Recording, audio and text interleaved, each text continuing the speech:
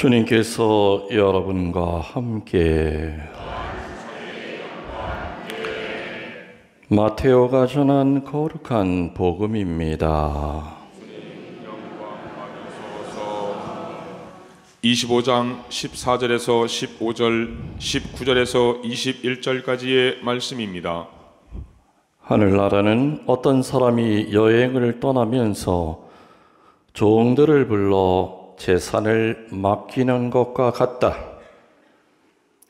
그는 각자의 능력에 따라 한 사람에게는 5달란트, 다른 사람에게는 2달란트, 또 다른 사람에게는 1달란트를 주고 여행을 떠났다.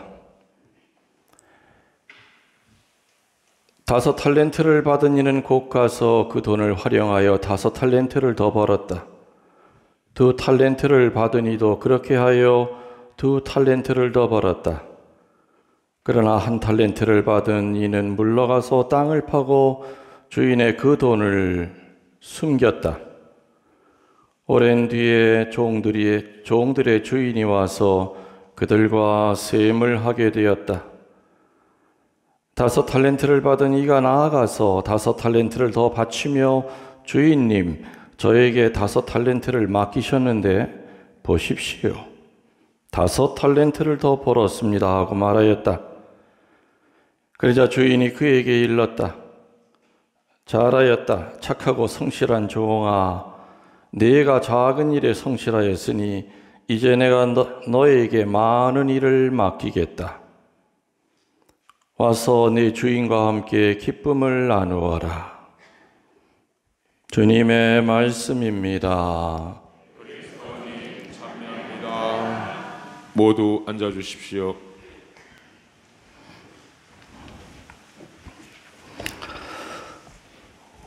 주님의 이름으로 여러분들에게 평화를 빕니다. 동물원에 가면은 큰 짐승들이 있는데 뭐가 제일 클까요? 코끼리, 또 기린도 크고 하마도 크고, 또 힌트 하나, 저 사막에 사는 거, 그렇지, 낙타. 여러분들 낙타 보면 좀 불쌍하지 않으세요? 그 더운 사막을 거기서 어떻게 살까? 근데 낙타가 사는 방법이 있어요. 낙타는 절대로 해를 뒤에다 두지 않는데요. 쉴 때도. 해를 쳐다보면은 얼굴이 뜨거워요, 안 뜨거워요? 뜨겁죠? 근데도 낙타는 해를 쳐다보고 쉰대요. 왜 그럴까요? 해를 보기 싫어서 얼굴을 덜 뜨겁게 하려고 등을 돌리면은 얼굴이 더 커요, 등짝이 더 커요? 10배로 더 덥대요. 등 전체가 다 데펴지기 때문에. 근데 얼굴을 이렇게 보면은 얼굴은 뜨거워도 이 목이라든지 이런 그 그늘이 자기 등에다 그늘을 만들기 때문에 버틸 수 있다는 거예요. 그래서 낙타는 아무리 더워도 태양을 피하지 않고 태양을 바라보는 살아가는 방법이 전공법을 써요. 뒤로 물러나는 법이 아니라 오히려 당당하게, 다른 사람은 피할 그 햇볕을 낙타는 바로 바라보면서 그 뜨거운 사막에서 버티는 거예요. 한 달 동안 물 안 먹어도 그 혹 속에 뭐 그런 게 있다며요. 그죠? 그 안에서 조금씩. 우리는 지금 너나 나나 할 것 없이 우리 주변에 지구촌 전체에 어두운 카텐이 쳐져 있어요. 아무튼 그거를 찢든지 뺏겨야 우리 햇볕을 바라볼 수 있습니다. 그래서 이런 시대일수록 위축되지 말고 정면으로 예수님 쳐다보면서 살아야 될 것을 저는 여러분에게 강하게 권고합니다. 낙타처럼 하느님 뒤로 하지 말고 하느님을 똑바로 쳐다보세요. 낙타의 그 생존법은 태양을 바라보는 거래요. 태양을 피하는 것이 아니라. 오늘 비유의 주제는 영적 변화입니다. 뭐라고 그랬습니까, 제가? 영적 변화. 변화도 여러 변화가 있어요. 얼음이 물이 되는 변화도 있고, 변화도 보면은 선한 사람이 악하게 변화되는 경우도 있죠. 또 악한 사람이 선하게 변화되는 경우도 있어요. 세례받고 한 5, 6년 동안은 정말 물불 안 가리고 뜨겁게 살던 사람이 갑자기 슬럼프에 빠져서 세례 안 받았던 그 전보다도 더 못한 상태로 돌아가는 그런 어둠의 변화도 있어요. 영적 변화. 누구나 변화되는 데에는 두려움을 느낍니다. 두렵죠. 변화되는 것은. 그래서 어느 교우들은요, 열심해지는 게 무서워서 못 열심해지겠대요. 열심해지면 내가 잘못될까봐. 그래서 그냥 이렇게 그냥 주일만 이렇게 그냥 지내고 삽니다. 성령께서 내 안에서 나를 정말로 들어높여 주시고 뜨겁게 살려고 그 충동이 일어나는데도 그걸 억지로 눌러요. 아니야, 난 열심해지면 안 돼. 이상해져. 안 돼. 난 절대 열심해지지 않을 거야. 라고 생각하시는 분들 이 자리에 계십니까? 영적으로 변화가 돼야만 성숙해지지요. 변화되지 않으면 절대 성숙해지질 않습니다. 오늘 복음에 나오는 탤런트. 주인이 길을 떠나면서 자기 재산 가운데 어떤 종에게는 5탤런트, 어떤 종에게는 2탤런트, 어떤 종에게는 1탤런트를 맡기고 떠났죠. 근데 재미난 것은 화폐 단위라든지 재능, 능력이라고 하는 그 단어가 같아요. 탤런트라고 하는 게. 주인이 종들에게 그 돈을 맡긴 이유가 뭘 것 같아요? 왜 맡겼어요? 아주 간단해요. 내가 다시 돌아올 때까지 내가 준 돈 늘려놔라 이겁니다. 네 재산으로 가져라가 아니에요. 종은 법적으로 자기 재산이 없습니다. 주인이 종에게 5탤런트, 2탤런트, 1탤런트를 뭐에 따라서 각각의 능력에 맞춰서 5탤런트 주고 2탤런트 주고 1탤런트를 줬어요. 이것은 너 그 돈을 가지라는 뜻이 아니라 내가 다시 돌아왔을 때 분명히 그 돈이 늘어나 있어야 될 것이다 라는 그 마음으로 종에게 그 돈을 준 거죠. 맡긴 거죠. 5탤런트, 2탤런트 받은 종은 그 돈을 활용하여 5탤런트 받은 종은 10탤런트를 만들고 2탤런트를 받은 종은 4탤런트로 늘여놨는데 문제는 이 1탤런트 받은 종은 그냥 땅속에 묻어놓고 아무런 노력도 하지 않다가 주인에게 혼인하니까 말도 안 되는 말로 변명하다가 갖고 있던 1탤런트마저 뺏긴다는 얘기죠. 뭐라고 말도 안 되는 말로 짓거려요. 주인님은 모진 분이어서요, 심지 않은 데서 거두시고 뿌리지 않은 데서 모으신다는 걸 알아요. 그래서 이렇게 숨겨놨습니다. 그때 그 주인의 입에서 나온 말이 이 불충한 놈아, 내가 어찌 심지 않은 데서 거두는 사람이요 뿌리지 않은 데서 모으는 그렇게 내가 악한 으로 아느냐. 저놈 거 뺏어다가 딴 사람에게 줘라. 오늘 예수님이 이 탤런트의 비유를 통하여 아무런 노력도 안 했던 이 1탤런트 받은 불충한 종은 그때 당시에 누구를 빗대서 하는 말인 줄 아십니까? 바리새이와 율법학자들이었어요. 바리새이와 율법학자들을 가르치기 위하여 이 불충한 종의 얘기를 꺼낸 겁니다.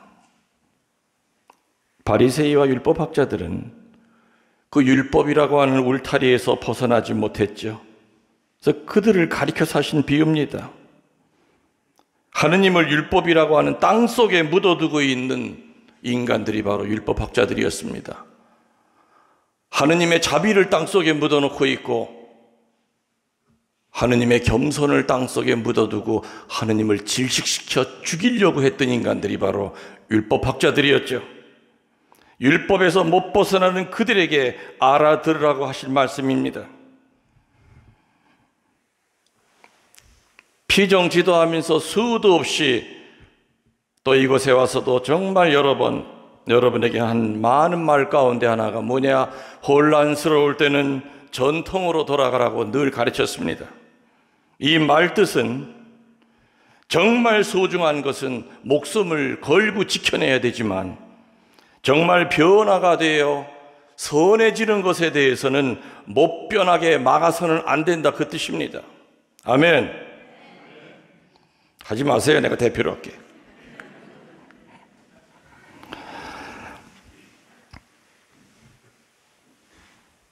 율법학자들은 그들의 최대 사명을 뭘로 알고 있었느냐? 율법 둘레에 울타리를 세우는 것이 바로 율법학자들의 최대의 사명으로 알고 있었죠. 그래서 율법 주변에다가 울타리를 세워서 어떤 변화도 없게 만들어야 됐고, 어떤 발전도 있으면 안 돼야 됐고, 어떤 변경도 있으면 안 돼야 됐고, 어떤 새로운 것도 율법학자들에게는 저주받을 일이고, 안 바뀌고 안 변화되는 것이 하느님의 뜻이라고 생각하고 살았던 인간들이 바로 율법학자들입니다. 그런데 예수님은 그들을 책망하십니다. 세상에 어찌 그렇게 안 변하니? 내가 변하는 방법을 가르쳐 주러 왔잖아. 내 말 들으면 되는데 어찌 그렇게 울타리를 치고 사니? 우리 교우들 충북에서 제일 오래된 성당이 어딘 줄 아십니까? 강곡 매개성모 순례지죠. 1896년에 그 성당이 세워져서 올해로 124년이에요. 124년. 물론 청주에서 제일 오래된 데는 바로 이 서운동, 올해 87주년 됐죠. 감곡 성당에 제가 처음 갔던 데가 신학교 3학년 때, 지금부터 한 46년 전이에요. 그때 서양 신부님들이 계시다가 한국 신부님이 처음 오셔서 그 신부님이 신학생을 하나 방학 때 불렀어요. 그래서 그 신부님과 같이 이렇게 방학을 지냈는데 정말 저는 그때 충격받았어요. 왜? 한밤중에 막 싸우는 소리가 나. 그래서 2층에서 밑에 층을 내려다보니까 번당 신부님과 회장이 그야말로 멱살만 앉아봤지 싸움이 벌어진 거예요. 뭐 때문에 싸우는가 하고 가만히 들어보니까 위에서, 층계에서 이 한국 신부님이 처음으로 그때 와가지고 뭐 했느냐면요, 여자들을 독서대에다가 올렸어요. 그러니까 이 회장이 꼭지가 돌아버렸어. 그때 그 성당이 아마 89년인가 90년 정도 됐었을 거예요. 싸우는 내용이 그거예요. 아니 신부님 당신이 뭔데 여자를 어떻게 제단 위에다가 올리냐고. 이미 그때 다른 성당은 다 여자들 일독서를 하든지 이독서 하느라고 다 올라왔었어요. 근데 그때도 강국성당은 절대 여자들은 제단에 계단도 못 밟았어요. 근데 한국 신부님이 와서 여자를 독서자로 세워서 제단 위에 올라오니까 그날 밤에 막 사단이 난 거야. 술을 머리 꼭대기까지 먹고 와서 난리 법석을 들었죠. 저는 그때 하도 그 순진했던 그 신학생 때니까 얼마나 그 광경이 충격이고 무서웠는지 그날 내가 뭐라고 기도했는 줄 아십니까? 나중에 신부되더라도 절대 감곡으로 보내주지 마십시오.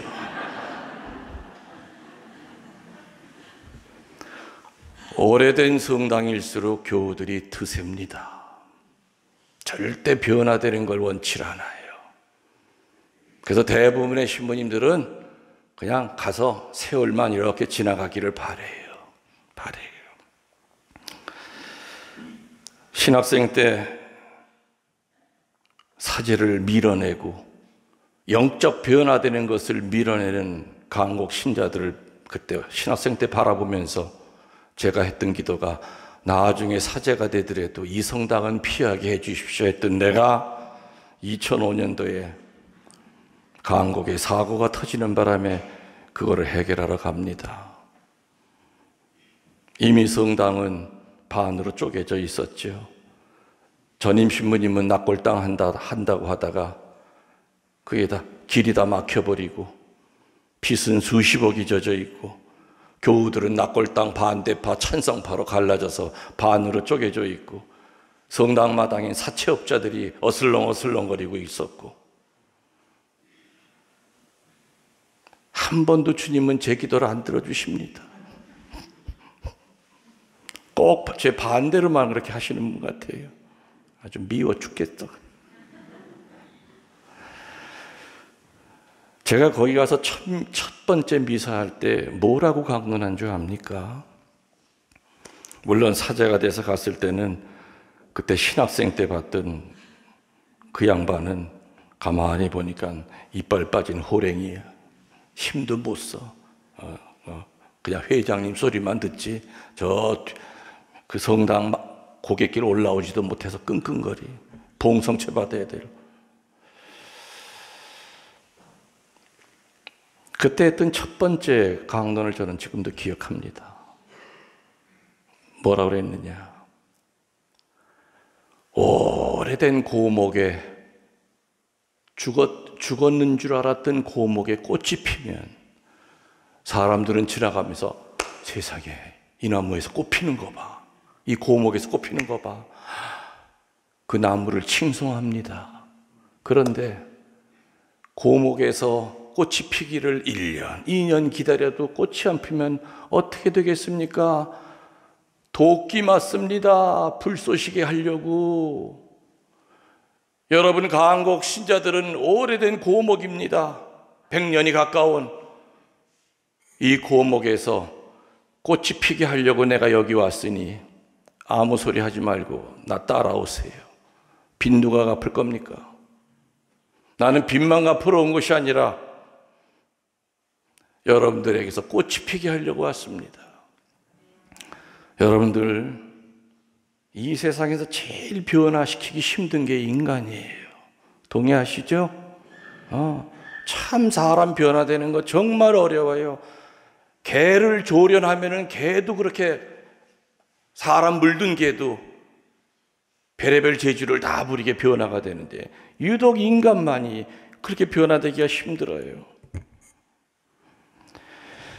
그래서 옛부터 신부님들 사이에서 회피해야 될 성당 순위 1번이 옛날에는 감곡이 1번이었어요. 선동 몇 번인지 궁금하시죠? 안 가르쳐줘요. 물론 감곡은 지금은 그 옛날에 하던 율법학자 같은 마음으로 이 성당 내 거야, 내가 지켜. 우리 할아버지 때부터 하던 양반들은 다 세상 떴어요. 지금은 새로운 교우들로 많이 다 바뀌어서 많이 달라졌죠. 그리고 감곡에 가서, 여기서는 은총의 밤이지만 거기서는 기도 찬미의 밤 하면서 본당 신자들이 밑바닥부터 뒤집어지기 시작했어요. 성령이 뭔지도 알게 됐고, 말로만 성모 신심 오래된 성모님 기적 있던 성당에서 묵주기도 안 하는 사람들이 태반이었는데, 그 기도 찬미의 밤 하고 난 다음부터는 늘 우리 교우들은 기도 안 하면 죽는 걸로. 그래서 지금은 우리 교구에서 어느 신부님이라도 정말 가보고 싶은 거룩한 성지 1번이 바로 감곡이에요. 그렇게 다 바뀌었어요. 그 바뀌는데 많은 세월이 필요하고 많은 아픔과 충돌이 필요했던 겁니다. 그래서 그 전에 감곡성당의 신부님들 제대로 임기 못 채웠어요. 1년 만에 쫓겨나고 뭐 투서 들어가고 막 힘들었죠. 그래서 옛날부터 그런 말이 있죠. 오래된 성당은 변화되기를 싫어하는 성당이기 때문에 그 성당에서 사목을 제대로 하려면 두 종류의 신부님밖에 없다. 첫 번째, 정말 카리스마가 강해서 한마디로 기가 세서 신자들을 휘어잡을 수 있는 그런 신부님이 가든지, 아니면 신자들에게 절대 순명하면서 겸손하게 살든지, 어중간하게 버티다가는 다 쫓겨난다. 그런 말이 우리 교구에만 있는 것이 아니라 각 교구마다 오래된 성당 많죠? 뭐 대전에도 가면 얼마나 많아요. 합덕성당 뭐서부터 해가지고. 아무튼 그 오래된 성당의 공통적인 어둠이 뭐냐? 변화되길 싫어해요. 율법학자들처럼 울타리를 성당에다 뺑 둘러치고 다른 사람이 오는 것도 싫어해요. 저 누구야? 또 새로운 사람 오면은 절대 따뜻하게 안 맞이하죠.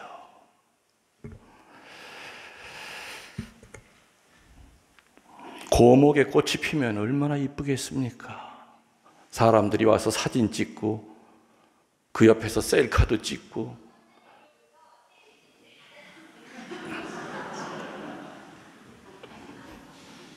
그 아가씨가 나와서 강론하라 버리세요. 뭐라고 떠드는지 모르겠죠.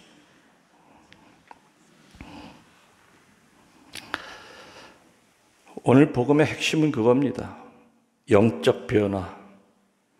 영적 변화. 하느님께서는 인간의 얼굴 모양이 다르듯이 각자에게 나름대로 각기 다르게 은혜를 주신 거 분명하지요?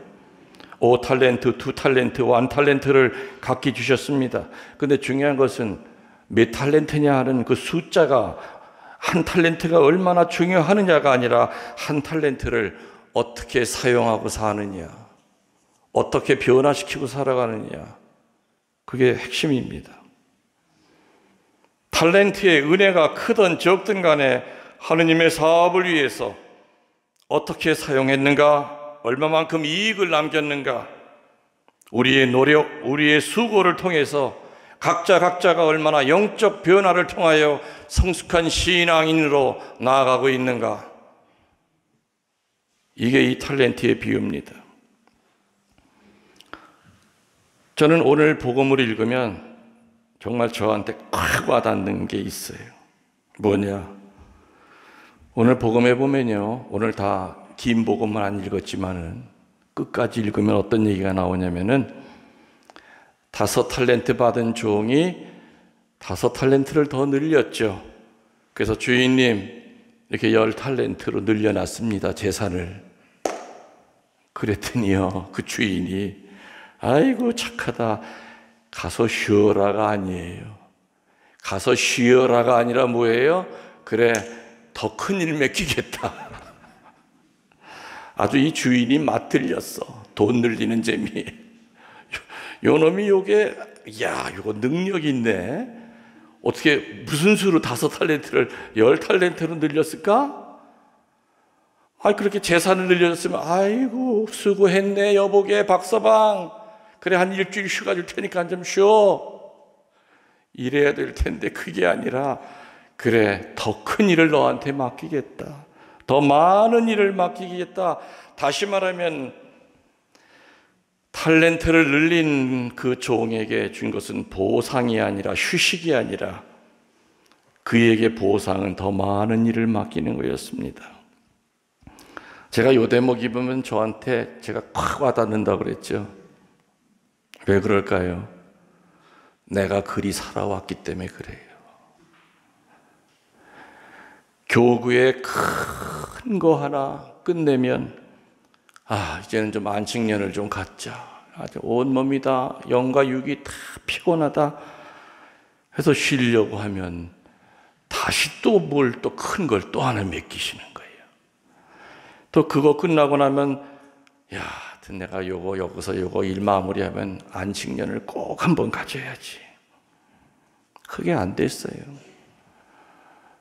늘 교회에서 저에게 돌아오는 보상은 그래, 딴 데 터졌으니 거기 가서 메꾸시오. 그래, 거기서 몇 년 살면은 그래, 여기는 이제 급한 불 껐으니 지금 어느 쪽이 문제입니다.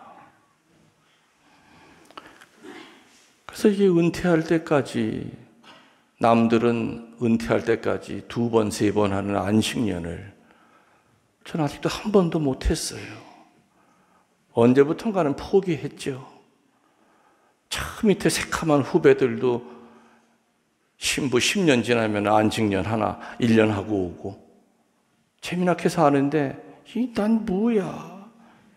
그러다가 이 복음을 읽으면 그래, 이게 내 팔자구나. 나 못 쉬는 거 엄청 좋아하십니다. 그럴 땐 또 왜 아멘이야, 아멘은. 신부님 안 되셨습니다. 그래야지. 누가 재주가 있다 해도 그것을 쓰지 않으면 분명히 잃어버립니다.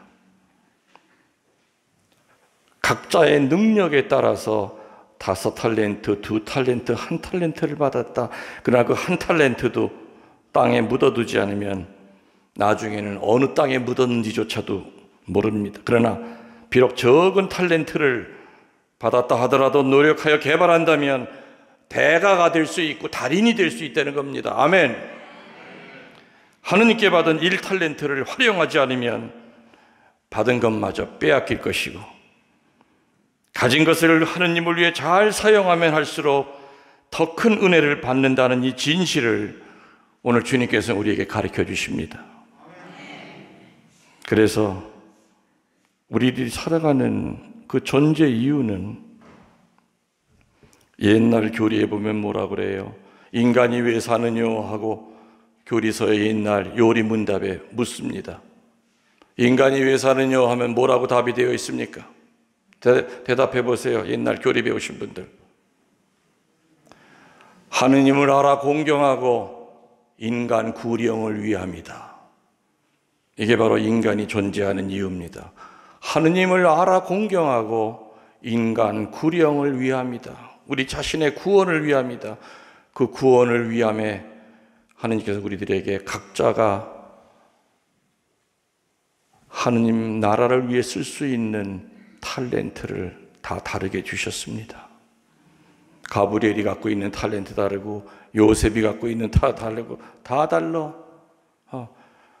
다른 사람 탤런트 많다고 시기 질투할 게 아니라 나한테 주어진 그 탤런트만이라도 잘 선용하고 활용하여 천국 가는데 노잣돈으로 쓰도록 합시다. 아멘. 모두 일어나시어 우리들의 신앙을 고백하겠습니다.